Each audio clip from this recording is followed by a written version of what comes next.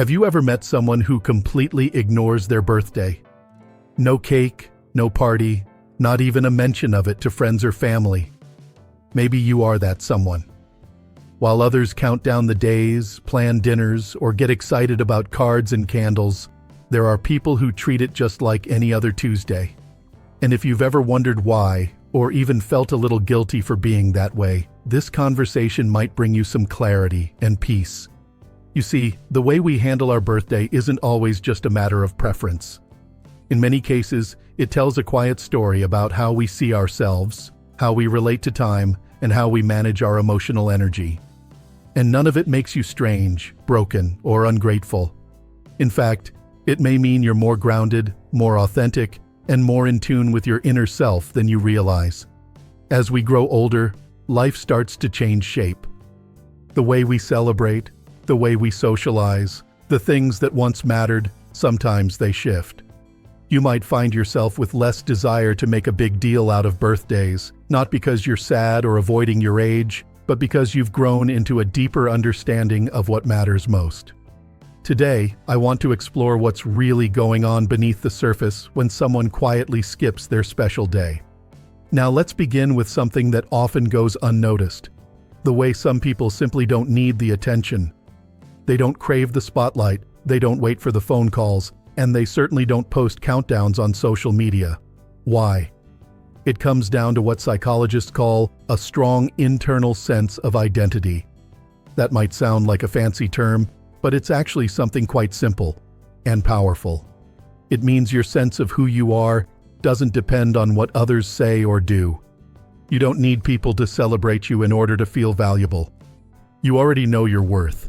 Think about birthdays for a moment. For many people, a birthday is like a mirror. It reflects how much others care. It becomes a day when we look for evidence that we're loved, remembered, and seen. But for someone with a deeply rooted sense of self, that mirror isn't necessary. They don't need balloons or parties to remind them that they matter. Their confidence is quieter. It doesn't come from applause. It comes from within. And truthfully, many people who have lived through decades of ups and downs, who've raised children, worked hard, lost loved ones, rebuilt after heartache, often come out the other side with a different kind of strength. A strength that no longer needs to be proven to anyone. When your identity isn't shaped by outside approval, you're free to exist without seeking permission or praise. If you've ever thought to yourself, "I don't need a party to feel good about myself," that's not a lack of joy, it's self-assurance. It's a beautiful kind of maturity. One that says, "I'm enough, exactly as I am." And in a world where we're constantly told to chase validation, that's something to be proud of. But there's another layer to this too. It's not just about how you see yourself, it's also about how you see time itself. Most of us are taught to treat birthdays like little checkpoints. You turn 60, 70, 75, and suddenly you feel like you need to assess your life, set new goals, or measure your worth by what you've done in the past year. But not everyone thinks that way. And if you've stopped treating your birthday as some grand milestone, that's not apathy. It's a different and often healthier way of experiencing time. You see, some people don't break life into chunks of 365 days. They see life as a continuous journey, not a calendar of deadlines. To them, growth isn't something that happens once a year. It happens quietly, every day. There's no need to light candles or sing songs just to mark the fact that time is moving forward. They already know it is, and they're living in the present, not waiting for permission to reflect or celebrate. This view of time is almost spiritual. It removes the pressure that birthdays can bring. No more measuring life by the number on a cake. No more feeling like you're behind, or that you should have done more by now. Instead, it invites you to simply live, to breathe, to be, and to appreciate each moment without needing a special occasion to do so. I once spoke to a woman named Carol, 72 years old, who told me she hasn't celebrated her birthday in over a decade. Not because she's bitter or hiding from her age, quite the opposite. She said, "Every morning I wake up and say, today is the day that matters. I don't need one date to tell me that my life is important." And I think there's a kind of wisdom in that, a quiet rebellion against the idea that only certain days are worth celebrating. So if you or someone you know tends to skip the cake and the singing, it might be more than just personality. It might be a reflection of a mind that values the now over the number. A mind that doesn't need a birthday to pause, because it's already present every day. Now, this brings us to something else many people don't think about: the amount of emotional energy birthdays actually take. Even when it's meant to be fun, a birthday can come with a surprising amount of pressure. There are phone calls to answer, gifts to open, thank you messages to send, social gatherings to attend, and sometimes you're expected to act more excited than you really feel. For people who are naturally more reflective or private, that kind of attention can feel exhausting, not joyful. It's not that they dislike people, it's that they're selective about how and where they invest their energy. In psychology, this is sometimes called social selectivity. And as we age, it often becomes more pronounced. You may notice that you no longer enjoy large groups like you once did, or that certain social rituals feel more draining than meaningful. That's not a flaw. It's actually a healthy form of boundary setting. If you've ever said, "I'm just too tired to do all that this year," you're not being antisocial. You're being honest with yourself. You're recognizing that your emotional bandwidth matters. You're choosing to spend your time in ways that feel authentic, rather than obligatory. Imagine being at a party thrown for you that you didn't even ask for. Everyone means well, but you're stuck pretending to enjoy it, managing conversations, smiling when you're actually tired, and opening gifts you didn't need. That's not joy. That's emotional labor. And for someone who values quiet connection over public celebration, it can feel like a performance. Some people would rather have a quiet cup of coffee with one close friend than a big dinner with 20 acquaintances. Others prefer to take a long walk, reflect on their life, or even do something kind for someone else on their birthday. And that's not selfish or strange. It's a different kind of celebration, one that honors your peace, your rhythm, and your truth. There's a beautiful honesty in choosing how you want to mark your own day. And if that choice is to not mark it at all, that doesn't mean you're missing out. It means you're in touch with what truly fills you up, not what society tells you should. We live in a world that praises extroversion, loud laughter, big gestures, group photos. But there's quiet strength in turning inward, in saying, "I know what I need, and I don't need to explain it." That kind of self-awareness is a gift, and it tends to show up more often as we age. We get clearer about what matters, and we stop forcing ourselves to meet everyone else's expectations. So maybe you've started skipping the parties, not because you're bitter, but because you've simply outgrown the need for them. You've learned that real connection doesn't always need candles or cake. It needs presence.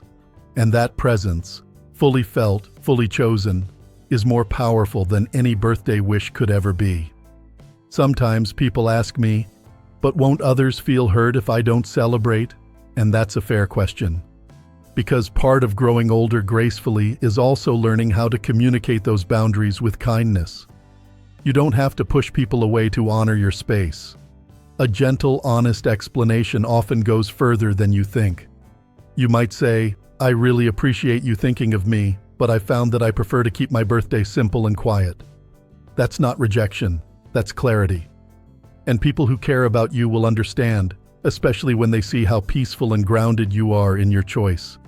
At the heart of it all, skipping your birthday doesn't mean you don't love life. It can actually mean the opposite. That you love it so deeply, you don't need one day to remind you of it. That every sunrise, every conversation, every quiet evening already feels like a celebration of being alive. It takes strength to go against the grain. It takes self-trust to say, "This is what works for me," even when the world is telling you to blow out candles and make a wish. But the truth is, some of us already have what we wished for: a calm mind, a full heart, and the freedom to choose how we live. And that brings us to something I want to gently remind you of. Not celebrating your birthday doesn't mean something is wrong. It doesn't mean you're hiding, or that you're distant, or depressed. It doesn't mean you're antisocial or disconnected. Quite the opposite. It often means you've grown into yourself, that you've built a life that doesn't need loud validation to be real. In a world obsessed with milestones and markers, it's refreshing and healthy to let go of the calendar for a moment and just be. To live your life in a way that doesn't need to be measured by parties or presents. To honor your journey without needing to announce it. You are not behind. You are not strange. You are not missing out. You are simply living in a way that feels right to you. And that's more than enough. There's something deeply comforting about realizing that you don't have to explain yourself anymore. Not to society, not to family, not even to old versions of yourself. And that's especially true when it comes to something as personal as how you choose to spend your birthday. For many people in their later years, there's a quiet shift that happens. You start valuing peace more than performance. You begin to understand that your time and energy are not unlimited, and that every choice you make deserves to be intentional. When you decide not to celebrate your birthday, it's often not a rejection of life, it's a refinement of it. You've already lived through enough chapters to know that meaning doesn't come from noise. It comes from depth, from knowing who you are when no one is watching, from waking up in the morning and feeling at ease with yourself.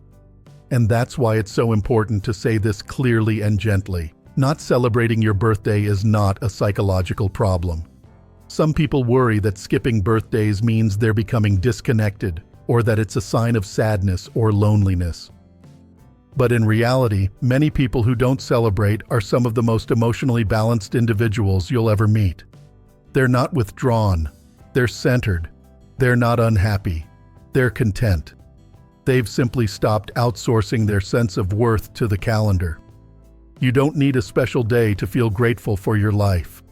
You don't need candles to reflect on how far you've come. You don't need a room full of people to feel loved, because love, at this stage of life, is something you carry inside you. It's in your memories, your resilience, your quiet victories, and your ability to sit with yourself without discomfort. And that's no small thing. If anything, this way of living shows emotional maturity. It shows that you've learned to listen to yourself instead of the noise around you. That you've learned the difference between connection and obligation. That you understand celebrating life doesn't always look like a party. It can look like a peaceful morning, a walk in the sunshine, a heartfelt conversation, or even a moment of silence that feels full rather than empty. Of course, if you do enjoy celebrating your birthday, that's wonderful too. There's no right or wrong way to honor your life. The point is choice, the freedom to decide what feels meaningful to you without guilt or explanation. And if your choice is simplicity, that deserves just as much respect. You might even find that by letting go of traditional celebrations, you open space for something deeper. More presence, more honesty, more peace. When you're no longer performing gratitude for others, you're able to feel it more genuinely within yourself. When you're no longer managing expectations, you're free to live at your own pace. That freedom is one of the quiet gifts of aging that often goes unrecognized. So if your birthday passes quietly and you feel calm instead of regret, trust that feeling. It's telling you something important. It's telling you that you've grown into a place where your life doesn't need a spotlight to be meaningful, where your existence doesn't need applause to be valid. And if others don't quite understand, that's okay. You don't need to convince them. You're not here to meet every expectation placed upon you. You're here to live well, to live honestly, and to live in a way that feels true to who you are now, not who you were expected to be years ago. As you move forward, I invite you to reflect gently on this question. What does a meaningful life look like to you today? Not 20 years ago, not according to anyone else, but right now, in this season of your life. Because when you answer that question honestly, you'll find that many of the things you once felt pressured to do simply fall away. And what remains is clarity, calm, and a deeper sense of self-respect. If any part of this conversation resonated with you, I'd really love to hear your thoughts.